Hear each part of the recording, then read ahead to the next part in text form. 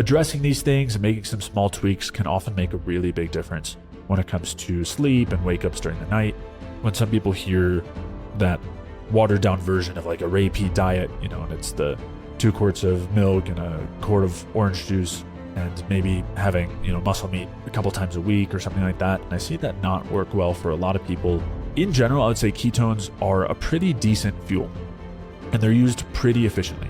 If you do have digestive symptoms, if you have bloating, if you have constipation or loose stools, IBS type symptoms, if you have reflux or indigestion or various other, symptoms that you might be thinking are tied to gut health, then I would especially want to be careful with these types of foods.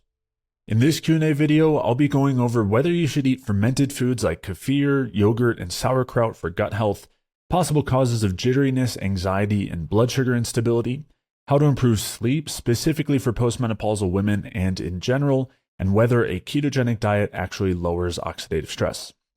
As always, if you have any questions that you'd like me to answer on a future Q&A, you can send those into j@jfeldmanwellness.com. And with that, let's go ahead and get started. Starting with this question from Shirley. Shirley says, I'd love it if a podcast could be devoted to postmenopausal women with insomnia. All right, so there's a number of things to consider here, both when it comes to insomnia in general, and then also what could be different when it comes to insomnia for postmenopausal women. And what I've seen, I work with a lot of postmenopausal women. There's a lot of women in my programs who are postmenopausal as well. And sleep can become a bigger issue, both during perimenopause and then also postmenopause.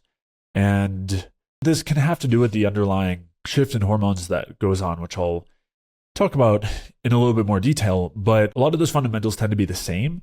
It's just the effects are more pronounced because of the underlying hormonal state. So a lot of times when we're talking about insomnia, either trouble falling asleep or waking up throughout the night, especially for postmenopausal women, this will often come with hot flashes. And this has to do with a number of things. One is our mind and nervous system relaxed enough to sleep? Are we well fueled enough to fall asleep?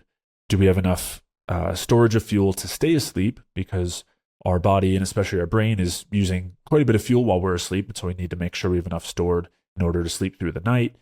And then along with that, are we using that fuel efficiently enough? Because if we're not using that fuel very efficiently, we'll run out of it quickly and then we'll tend to wake up. And to kind of zoom out and talk about what's generally going on here, especially with the wake-ups, is we store carbohydrates in the form of glycogen in the liver, and this is the store for our brain. So our brain can't actually store any carbohydrate in the form of glycogen, so we have to store that in the liver, which is then released for the brain to use. And that's what the brain is using during the night. And what's supposed to happen is there's enough fuel for us to get through the night. And as that fuel starts to run low, maybe 8, 9, 10 hours after we fall asleep, our body starts to send some wake signals, which are our stress signals, that basically say, we're out of fuel. It's time to wake up and go and get some more fuel, get some food to replenish those fuel stores. And also, we don't have any more fuel for the repair that's going on during the night and to continue functioning without waking up and going to get that fuel. And what can happen is if we're not storing that fuel efficiently in the liver, either because there's not enough coming in or there's some dysfunction at the liver, or if we're not using it efficiently, so we're running through it very quickly, this can cause that same signal to happen much earlier. A lot of people might notice this in the middle of the night, maybe like 2, 3 a.m., where they're waking up either with a hot flash or they're feeling stressed or their heart's racing or maybe they have a nightmare, and then they'll wake up. Sometimes they'll go to the bathroom. Oftentimes they'll have trouble falling back asleep, or after that they might wake up more times. And when that's the case, basically what's happened is we've run out of that glycogen store in the liver early. And so we've had these wake-up signals several hours earlier than they're supposed to be. And so what we want to do in that situation is make sure we're supporting liver health, make sure we're getting enough fuel in, make sure we're using that fuel efficiently. So I'll touch on that in a second. But that's one of the big kind of overarching situations or issues going on here.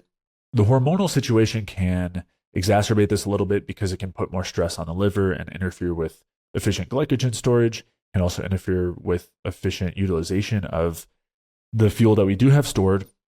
And then also the shift in hormonal balance can affect our nervous system, can affect whether we're more on the relaxed side or the excitatory side in the nervous system. And so that can be another factor here, especially when it comes to postmenopausal women, that can interfere with falling asleep or staying asleep. So when it comes to addressing this, there are a few different categories of things I'd be thinking about. The first is just the general foundations. We need to make sure that we're eating enough food. We need to make sure that we're having that food spaced out properly throughout the day, at least 3 separate meals, maybe some snacks in between, but we don't want to be fasting or intermittent fasting. We also definitely need to make sure we're getting enough carbohydrates in, because our carbohydrates are what are going to be stored as glycogen in the liver for our brain to use during the night. And this is even more important later in the day to make sure that we're getting enough of those carbs in. And then also maintaining general blood sugar balance throughout the day, making sure that within our meals, we're balanced between our protein, carbs, and fat. As a rule of thumb, we want to make sure we're getting at least a 2-to-1 ratio of carbs to protein in our meals in terms of calories or grams. And normally having a little bit of fat and fiber in there as well can help with blood sugar balance. So those are just some, basic starting places. And I've seen that both in people who are just struggling with insomnia in general and in postmenopausal women, I've seen that addressing these things and making some small tweaks can often make a really big difference when it comes to sleep and wake ups during the night. Some common issues I see sometimes are really overdoing the protein in the evening and not getting enough carbs in the evening. So that can be a big factor. Backloading our calories to the end of the day instead of having them spaced out throughout the day can be a big factor. Skipping breakfast is a huge factor. Starting the day off with coffee before we get fuel in, those can be big factors, because if we're having a really light breakfast or we're starting off with coffee or we're not getting enough carbs in, the stress hormones stay elevated in the morning and it shifts our circadian rhythm later, and then it can interfere with falling and staying asleep. So those are some foundational things that are important starting places. And then I would also be thinking about the next piece here, which is the shift into more of the relaxed state of the nervous system. So encouraging GABA production and GABA activity, and encouraging reduction in stress hormones and calmness in the nervous system. So there are a number of things that can be helpful here on top of the kind of foundations. A few supplements I might be thinking about. One is glycine, which glycine we don't have to get as a supplement. We can get that in the form of collagen or gelatin, which we can get in collagenous meats or as a collagen supplement or as a glycine supplement as well. But glycine can be really supportive here, increases GABA, has a lot of benefits at the liver. The same goes for taurine, which also really supports the GABA system and has some really potent effects at the liver. And it's really protective of the liver, helps with fatty liver disease, and lowers inflammation in the liver. And by improving liver function, this also improves our liver glycogen storage. So taurine can make a really big difference from that standpoint. And another one I might think about is L-theanine, which encourages, again, that GABAergic side and has some anti-stress effects, anti-cortisol effects, which taurine has these anti-stress effects as well. So those three are maybe some supplement considerations I would have here after addressing the foundations if we're feeling like we still need some extra support. And then speaking of that extra support, there's the hormonal side here. And there's a number of different hormonal systems involved. We have things like thyroid hormone activity, but then also the reproductive hormones like estrogen and progesterone. And this is where things can differ or be a little bit more unique when it comes to postmenopausal women. But starting with the thyroid, in general, hypothyroid state can interfere with glycogen storage, interfere with efficient utilization of glucose, interfere with proper relaxation, cause chronically high stress hormones. So making sure we're in a good thyroid state is always important. But especially when it comes to postmenopausal women, the estrogen-progesterone balance can be a huge factor here and can lead us to be more prone to blood sugar fluctuations and instability there. It can interfere with liver function and reduce the capacity for glycogen storage. And also, it can drive the nervous system toward a more excitatory state. And all of these things can cause wake-ups during the night, can cause hot flashes, can increase sensitivity to stress hormones, which is, again, part of where those hot flashes come in. And lowers the relaxing side of the nervous system. And this brings me to something I see very often in postmenopausal women, which is that the shift in hormones, which I'll talk about this specifically in a moment, tends to lead to increased sensitivity to stress. So it's normally a situation where if before we were able to get away with not eating as consistently or not getting as much carbohydrates in or having this imbalance between protein and carb intake or not eating as consistently, that might not continue. Those sorts of things that happened before, we might be more sensitive to them and more sensitive to, if we go too long without eating or if we're under eating, and that can lead to hot flashes during the day at these moments of stress, but also during the night as well. So the reason why I mention that is because the foundations still tend to have the biggest effect here. Even if we don't do anything directly in terms of the hormones, the foundations when it comes to blood sugar stability, eating enough food, getting enough carbs, all those things tend to have the biggest impact. But sometimes addressing the hormones directly is necessary. And what we tend to see, both during peri and post-menopause, is not the situation of estrogen deficiency, like we're told, but rather what we actually tend to see is increased estrogen activity relative to progesterone. And there's a lot to unpack here. There's a lot of misconceptions, and I don't want to dig through all that in detail, but we have done some previous podcast episodes talking about estrogen specifically, some of the misconceptions here. So take a look at those. But essentially, this idea that estrogen becomes low post-menopause is not the full picture. There is reduced estrogen production from the ovaries. So we see estrogen levels that are far lower in the blood, but estrogen is still produced in the tissues, in the rest of the body. So we actually don't have the estrogen deficiency that we're told that you would see based on a blood test, but rather when it comes to progesterone is primarily produced in the ovaries, and we really lose that progesterone production, and that isn't being produced in these other tissues. So what we end up with is a relative increase in estrogen to progesterone and a relative increase in estrogen activity, and that actually tends to be responsible for the vast majority of the negative effects and symptoms that tend to come up during peri and post-menopause. Some of it during perimenopause is actually the fluctuation of the hormones, but especially after that, it's really chronically elevated estrogen relative to progesterone. In that situation, we can bring some support in for lowering estrogen. The things I mentioned earlier, the foundations make a huge difference there. Taurine can be really helpful here. There's a lot of factors to consider when it comes to lowering estrogen, but that can be a supportive avenue, but so can providing progesterone, because progesterone is basically the counterbalance to estrogen, and estrogen has excitatory effects in the nervous system, tends to increase stress hormones, tends to put stress on liver, all of the things that we're talking about that interfere with having proper sleep in this state, whereas progesterone tends to do the opposite. It tends to have a lot of benefits at the liver. It tends to calm down the nervous system, increase GABA. It converts to a brain steroid called allopregnanolone, which has a number of benefits, and again, supports that GABAergic system, so it helps to calm down the nervous system. And a lot of women find that progesterone is really helpful for helping with sleep and insomnia, especially post-menopause, but also women who are younger as well. So that would be my main thoughts here when it comes to some strategies for improving sleep for post-menopausal women and just in general. I do want to mention that there are a lot of strategies that affect the general state of stress and a lot of details to consider when it comes to those foundations that I mentioned when it comes to diet and exercise, stress and digestion. And I go through all of the most important strategies for you to implement to optimize your metabolism and, again, kind of check the boxes off when it comes to our foundations in the Energy Balance mini course. And these strategies are helpful whether you're dealing with sleep issues or low energy, fatigue, weight gain, digestive symptoms, brain fog, hormonal imbalances, chronic health issues, autoimmune conditions, insulin resistance, and various other low energy symptoms or conditions you might be experiencing. So to sign up for that free Energy Balance mini course, you can head over to jfeldmanwellness.com/energy. And in that mini course, I'll walk you through the best diet, exercise, and lifestyle strategies to resolve these low energy symptoms and conditions by maximizing your cellular energy. So again, to sign up for that free Energy Balance mini course, head over to jfeldmanwellness.com/energy. All right, with that, let's move on to this question from Amanda.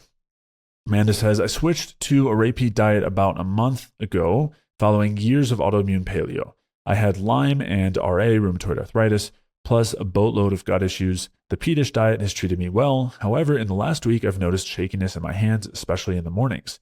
Can you help me try to brainstorm what could be happening?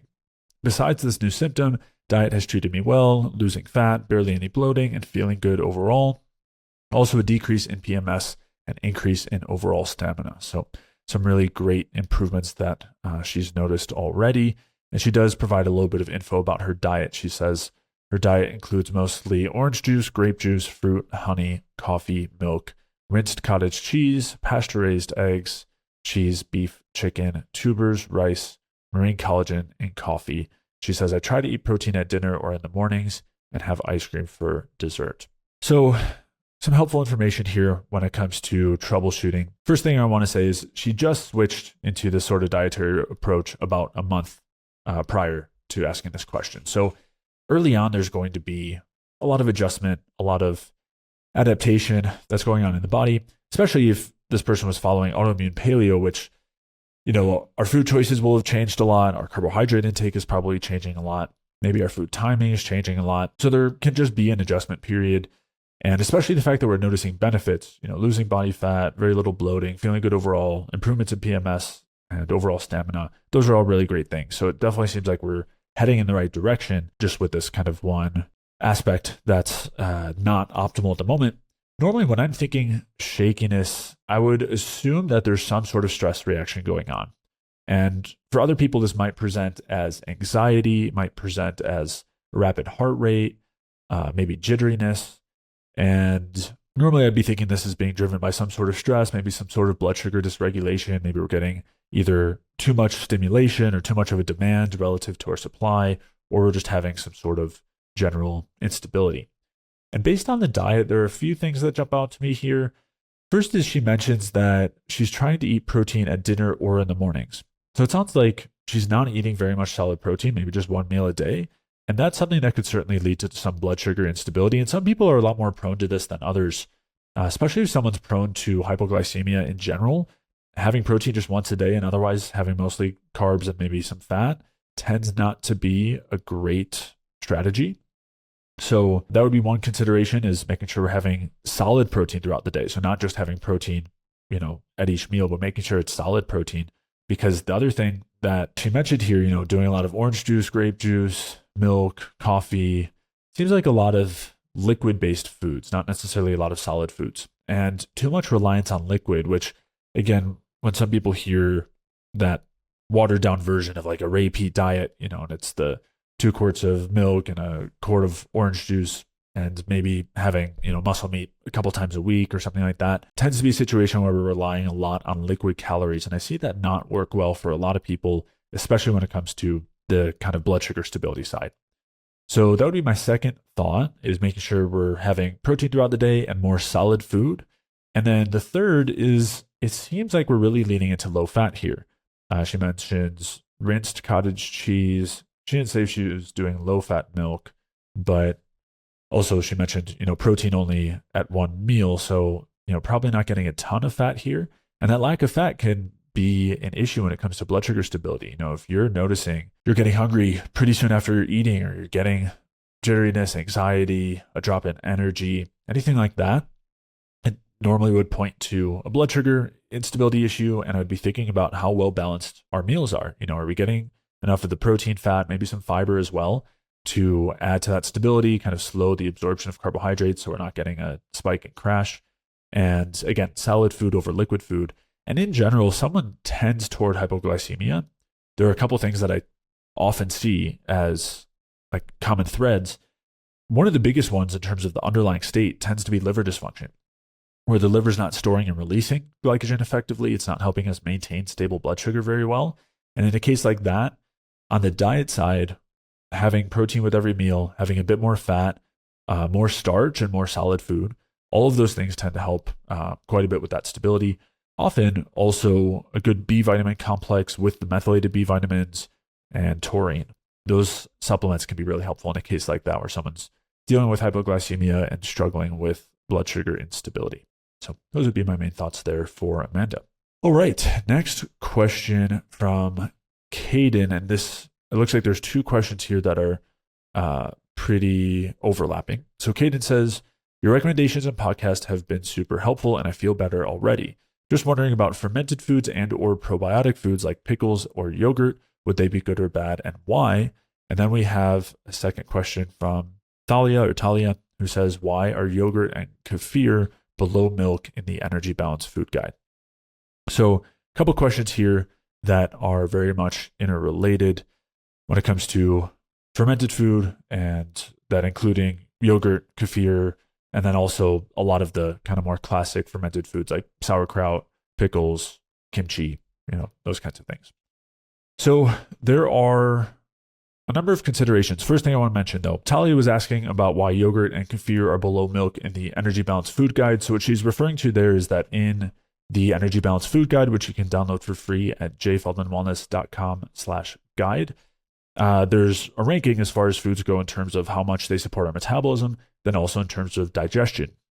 And yogurt and kefir are in the yellow category when it comes to digestion, whereas milk is higher up. And the reason for that has to do with what we're talking about here when it comes to fermented foods and bacteria in general. So the first thing to consider is anytime there's bacteria in a food, there's some amount of kind of guessing that's going on. We're kind of rolling the dice in a way in terms of the question of A, are those specific bacteria beneficial in general? And then B, are they going to be beneficial for us considering our state in terms of gut health and our microbiome? And the bacteria can vary considerably because some of these products, if it's just kind of a standard grocery store product, they might be using a pasteurized version where they then add bacteria to it. They add some sort of like probiotics to it. With other ones, it's just a fermentation process, which again, instead of adding particular strains, it's a question of, it's something like kefir, what bacteria are in the grains. Or when it comes to, something like cabbage and turning that into sauerkraut, there's no added bacteria. It's just what's there. And so the fermentation process can lead to growths of all sorts of different types of bacteria. So we're really rolling the dice as to whether these are going to be beneficial bacteria for us. And the general assumption that more bacteria and more probiotics is better is definitely not something that I would agree with. There are a lot of circumstances where probiotics in a supplement form or in a food form can cause some major issues. We see that they can contribute to overgrowths with the actual bacteria that are being used in the supplement, where you can see overgrowths in the small intestine or in the large intestine as well. And again, depending on the state of our microbiome, these could be bacteria that we need and are beneficial, or maybe ones that we have excessive amounts of to begin with, and adding them in can actually lead to further imbalance. So that's one consideration in general. And I see that play out too in terms of people's experiences with these foods. Some people do fantastic with something like yogurt. And for other people, just having a good quality grass-fed Greek yogurt from the store, they find that it actually causes weight gain or causes a little bit of bloating.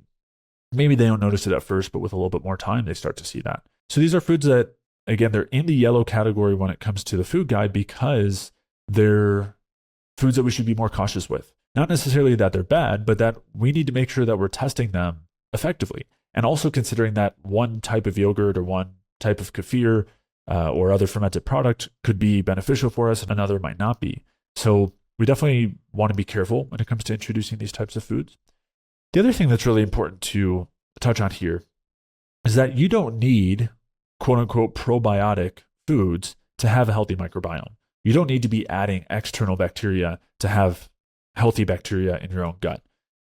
An analogy I like to give here when it comes to the microbiome is that it's kind of like a garden where you want to make sure that the right resources are there, the right environment is there, and that means the proper nutrients to the gut, which are going to come from fiber, some proper pruning basically that goes on with the polyphenols in our foods, the right environment that also is driven by having proper stomach acid and bile flow and motility, which those things depend on our general metabolic state and thyroid function and other hormones, nutrients. So there's a ton of factors that basically need to be in a supportive place. But once they are, we kind of want to let it do its thing. We want to let the microbiome kind of settle in and grow in the way that we're kind of encouraging it instead of trying to just force the right bacteria in, which if we're adding bacteria in at the wrong time or the wrong type of bacteria, it can very quickly go south. So normally my recommendation is to provide the right inputs and don't worry about adding the actual bacteria themselves. So if we're eating fibers from whole fruits and maybe some cooked vegetables that we do well with,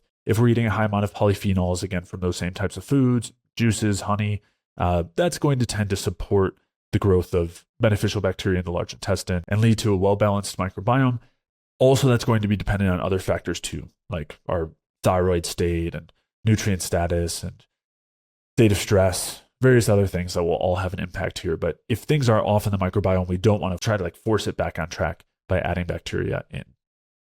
So that's one important consideration. Another one is that fermented foods, especially ones like sauerkraut, the vegetable-based ones, can often be relatively hard to digest, pretty high in fibers, and can be high in anti-nutrients as well, which some of those can be reduced with fermentation, but even still, they tend not to be optimal foods from a nutritional standpoint. So just another reason why I tend not to recommend consuming those foods in particularly high amounts. If you really enjoy them, if you do well with them, that's totally fine, but I would treat them cautiously. And I will say that I've seen way more improvement from people taking out these sorts of fermented foods than I have from people having them in. So it's definitely one to be careful with, especially if you do have digestive symptoms. If you have bloating, if you have constipation or loose stools, IBS type symptoms, if you have reflux or indigestion, or various other, symptoms that you might be thinking are tied to gut health, then I would especially want to be careful with these types of foods. All right, and that brings us to our last question here from Steve. I think this one will end up being a slightly longer one. There are a couple of studies I want to mention because we're getting into some of the physiology when it comes to ketogenic diets, and ketones versus glucose and things like that. There are some misconceptions that I think are worth unpacking a little bit here. So Steve says, I assume you've heard of doctors Stephen Finney and Jeff Volek. They're both strong advocates of nutritional ketosis and the ketogenic diet. In addition to being well-credentialed, they appear to be well-respected in the low-carb community for their research and their science-based information. I'm still stunned and amazed that two camps can exist with diametrically opposed viewpoints in this high-tech information age, with access to virtually all the same data. Like you and many in the energy balance community, I found myself adopting the low-carb keto diet for some of the very reasons they outline in this article. So we'll dig into the kind of reasoning here and some of their points, but a lot of the points that convinced me at one point as well to, do low carb and keto, but we'll get into where it's misguided. He goes on to say, I hope you might have time to look at their article and tell me where you think they've basically got it wrong. I found the first part of the statement below in bold italics to be in direct contradiction to what I've read and learned about which fuel source, fat or carbs, burns more efficiently and with greater energy production. If you don't have time to respond to the key points of the entire article, would you please consider sharing why this is incorrect, including any supporting evidence, assuming that it's an established fact? I so wish that you would do a podcast interview or friendly debate with these gentlemen so all of us bioenergetic students could benefit from hearing a real-time discussion about this controversial topic. I know they probably wouldn't agree to participate.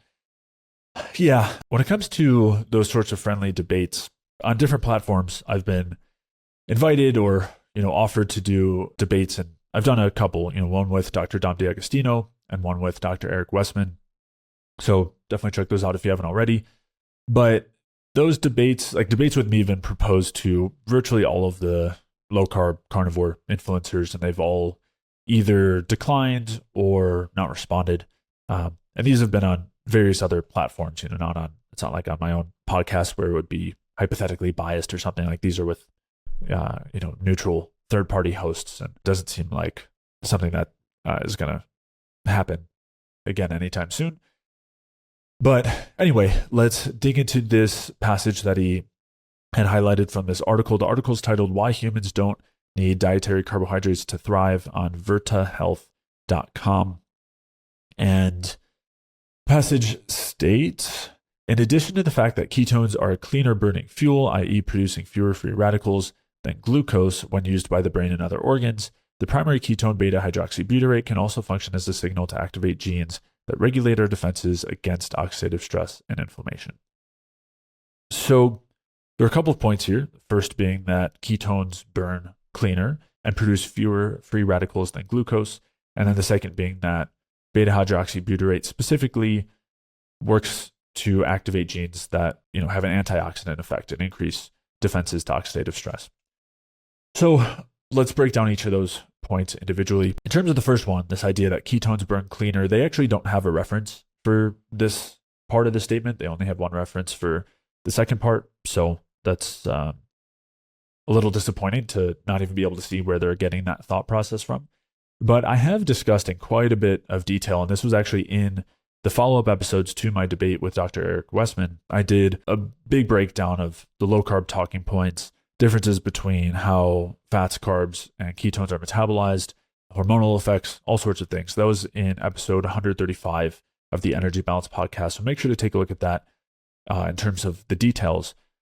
But just to touch on the basics, in general, I would say ketones are a pretty decent fuel, and they're used pretty efficiently. I would say that glucose is also a good fuel and is used a little bit more efficiently. And I would say that fatty acids, are a very inefficient fuel and are used much less efficiently than both ketones and glucose. And this is why the brain can use either ketones or glucose as a fuel, but the brain can't use fatty acids as a fuel. And that's because the brain is very sensitive to oxidative stress and has very high metabolic demands. And so it needs to only utilize the most efficient fuels, being glucose and ketones, rather than fats. It's also worth noting that on a ketogenic diet, the vast majority of the body is utilizing fats as a fuel, not ketones. Ketones are produced in small amounts to make up for our glucose needs. So about 60% of the brain's fuel, which normally 100% is provided by glucose, give or take, but about 100%.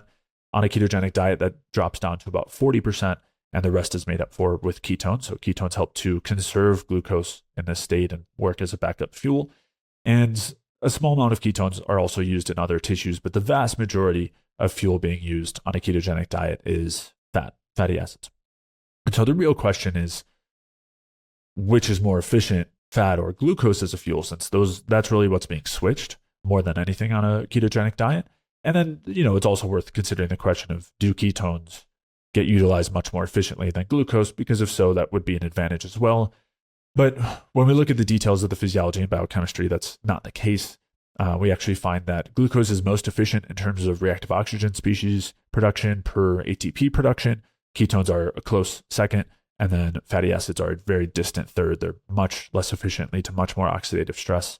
One area where I think there's a lot of confusion here is a lot of people compare ketone or fat utilization to glycolysis, like aerobic or anaerobic glycolysis, basically the conversion of glucose to pyruvate and then to lactate, which is very inefficient. It's a very inefficient way to produce energy, but the body's largely going to be functioning using glucose oxidation all the way through the mitochondria, which is pretty efficient. So I think that that's just one place where there's some discrepancy. I don't know where they might be, where else they might be getting this idea that ketones are a cleaner burning fuel, other than maybe looking at some downstream effects in terms of oxidative stress. Which brings us to our next point here, which I'm paraphrasing, but basically was that ketones activate genes that regulate our defenses against oxidative stress and inflammation, basically that increase antioxidants. And there's a study cited here which basically mentions that beta-hydroxybutyrate was shown to function as an HDAC inhibitor in vitro, and this increases some antioxidant gene expression. So it's not a particularly convincing paper, and there are a number of other problems with this. This is just looking at one mechanism of what happens when ketones are available that can increase antioxidants to some extent, but there are a few issues with this broadly. So the first is that, as I was saying, ketones aren't really the concern from my point of view on the ketogenic diet. Ketones and glucose are both used pretty efficiently. And so if someone's using ketones instead of glucose, I'm not as concerned about that, but I am concerned about utilizing fat as a fuel. And in general, the majority of the body is going to be utilizing fat, not ketones. And this has been described by some of the most prominent ketogenic researchers that will basically say that because the body is using fat as a fuel and fat is used so much less efficiently and leads to a lot of oxidative stress and ROS production, it would be better if we could just get the ketones without a ketogenic diet because of how concerning the fat metabolism is. And so when it comes to this broader point here of what is going to be the impact of a ketogenic diet on oxidative stress and inflammation, this is, I would say, the number one concern is the fact that fatty acids are going to be used as a fuel, and this is inherently inefficient and inherently drives ROS production. This is something that was touched on by Veach, who's one of the most prominent ketogenic diet and ketone researchers. This is a quote from his study titled Ketone Ester Effects on Metabolism and Transcription. He says, ketosis induced by starvation or feeding a ketogenic diet has widespread and often contradictory effects due to the simultaneous elevation of both ketone bodies and free fatty acids. The elevation of ketone bodies increases the energy of ATP hydrolysis by reducing the mitochondrial NAD couple and oxidizing the coenzyme Q couple, thus increasing the redox span between site 1 and site 2. In contrast, metabolism of fatty acids leads to a reduction of both mitochondrial NAD and mitochondrial coenzyme Q, causing a decrease in the delta G of ATP hydrolysis. Accordingly, to obtain the desirable effects of ketosis in various situations, an orally absorbable ketone body ester was synthesized. So he's talking about how basically ketones are beneficial, fatty acids are not, due to all these kind of unique biochemical things that are going on with fatty acid metabolism, which again, I talked about in a lot more detail in that Energy Balance podcast episode. But so as a result, he's suggesting, using a ketone supplement over a ketogenic diet. And we've seen it also described in a couple of other studies, papers, in other contexts. This is a study titled Ketogenic Diet in Epileptic Children, Impact on Lipoproteins and Oxidative Stress, where they state Nazarowicz et al. Investigated the short-term effects of a ketogenic diet in young women and showed increased levels of total antioxidant status. Then they go on to mention that their group had recently investigated lipid peroxidation in 26 children under the classic ketogenic diet and observed higher levels of plasma T-bars. They go on to state it's possible that the ketogenic diet acts as an antioxidant in the central nervous system, but induces oxidative stress in the peripheral system, thus contributing to a negative clinical prognosis. So what they're talking about here is that basically, yes, there might be some benefit to the ketones themselves, especially in the nervous system where you're getting the ketones, but the body as a whole is utilizing those fats as a fuel, and we're seeing oxidative stress as a result of that. And then we also see that described in this paper titled Nutritional Ketosis and Mitohormesis, Potential Implications for Mitochondrial Function and Human Health. They state ketogenic and low-carb diets greatly increase reliance on fat oxidation, which would logically be expected to increase mitochondrial respiration and mitochondrial reactive oxygen species production, and in turn induce mitohormesis. Nutritional ketosis is likely to increase reverse electron transport by altering the FADH2 to NADH ratio. So without getting into the details of the mechanisms, basically what they're pointing at is that fat metabolism increases ROS production. They're talking about this in the context of what's called hormesis, which is the idea that inducing that oxidative stress is a good thing because it increases the body's defenses. I would argue that that's very much not a good thing, but in either case, it necessitates that we're starting with an increase in oxidative stress from using fat as a fuel relative to using carbs as a fuel. And we actually even see this when it comes to ketones. As I mentioned, ketones are less efficient when it comes to being utilized as a fuel in comparison to glucose, even though they are a lot closer. But even still, the ketones themselves are shown to increase oxidative stress. We see this in various rodent models, and then we see the adaptive response to increase antioxidants, which this is normally what's pointed to as a good thing. They say, there's some sort of oxidative stress induced, but then you get an antioxidant response, which is beneficial because you've caused damage. I mean, they often will leave out the fact that this requires oxidative damage to begin with. They'll just say, it increases these antioxidant pathways. Well, we could take a look here in this study where they go into detail into how these pathways, these antioxidant pathways are induced. This is a study or paper titled Metabolic Responses in Endothelial Cells Following Exposure to Ketone Bodies. They state the exposure of cells to ketone bodies exerted a moderate genotoxic effect measured by a significant increase in DNA oxidative damage. These results suggest that ketone bodies, by inducing moderate oxidative stress, activate the transcription factor NRF2, which induces the transcription of target genes involved in the cellular antioxidant defense system. So this is one of those antioxidant pathways that's increased when there's oxidative damage or oxidative stress, which in the case of it being induced by ketones, required oxidative damage, required oxidative stress. And then this last paper, which is one that we had just shared a quote on, talks about this as well. This is that nutritional ketosis and mitohormesis paper. And they state a study on hippocampal mitochondrial function in rats more directly supports the induction of mitohormesis by a ketogenic diet. After the first day of the diet, hydrogen peroxide production, this is a reactive oxygen species, by isolated mitochondria was increased. After the third day, mitochondrial levels of oxidized glutathione and hippocampal levels of 4-HNE were also increased, further indicating an increase in oxidative stress. The oxidized glutathione is basically the used form of glutathione, and 4-HNE is a lipid peroxide. So we're showing basically oxidative stress, significant oxidative stress short term. Then they state, however, at completion of the first week, upregulation of antioxidant signaling occurred, indicated by increased nuclear content and transcriptional activity of NRF2, which persisted through the remainder of the study. So they're saying that after these several days of oxidative stress, then you upregulated the defenses and you saw increased antioxidant activity. So typically, when antioxidant pathways are being pointed to by the ketones, this is actually the result of the ketones themselves driving oxidative stress, not the result of them burning cleaner or just having unique antioxidant effects. That being said, it is noteworthy that ketones actually do have direct free radical scavenging capabilities, and this is something that wasn't touched on here in this article, but I would say it's the one that's most relevant, or could have been most relevant, which is that the ketones themselves will directly basically quench reactive oxygen species and free radicals. That being said, as has been shown by these studies, that obviously isn't enough to prevent the induction of oxidative stress from fatty acid metabolism or ketone metabolism, but it is, I would say, a feature of ketones that is actually beneficial, but the net effect is still overall negative. So that was just a relatively quick response as far as those points go that I wanted to touch on. Hopefully bring some clarity there. But again, for more details, I dug into all of this in episode 135 of the Energy Balance podcast. So make sure to check that one out. That's all I have as far as questions today. Of course, if you have any questions you'd like me to answer on a future Q&A episode, you can send those in to j@jfeltmanwellness.com. Let me know what you thought of this episode in the comments and if you'd like me to do more like it.